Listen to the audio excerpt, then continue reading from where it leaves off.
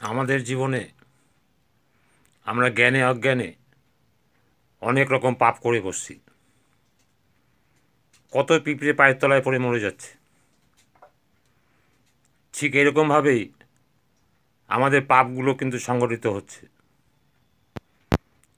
এই জীবনে যা দুর্ভোগ ভোগ করার করব, সামনের জীবনেও তাই। যেটা হয়েই জন্মাই না কেন, যদি মানুষ হয়ে জন্মাই তাহলে আবার এই কষ্টগুলো সেই সময় টানতে হবে। তা মানুষের সেই জন্যই বুঝে চলা উচিত, পাপ না করাই উচিত। বাল্মীকি মুনি আগেই মুনি হয়নি, উনি অনেক পাপ করছিল। নারদ মুনি অনেক স্বীকৃতি, যুগ যুগ ধরে স্বীকৃতির ফলে নারদ মুনি দেখা পেল। নারদ মুনিকে বেঁধে রেখেছিল, বলেছে যে তুমি যে পাপ করছো তার দায়িত্ব বাবা মা নেবে কি? বলে তা তো জানি না, জিজ্ঞাসা করে আসি। বাবা মার কাছে জিজ্ঞাসা করতে গেছে, বলছে না না, তুমি ছেলে হিসেবে আমাদের খাওয়ানো কর্তব্য, তুমি তাই করছো, তোমার পাপের দায়িত্ব আমরা নেব কেন?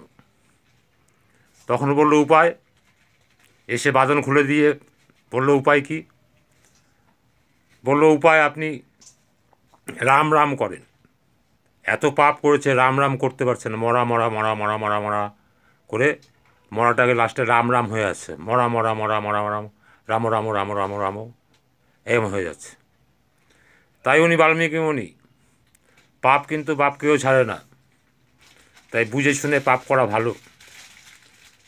আমরা জ্ঞানে অজ্ঞানে, জ্ঞানে অজ্ঞানে, জেনে না জেনে কত রকমের পাপ করে ফেলছি।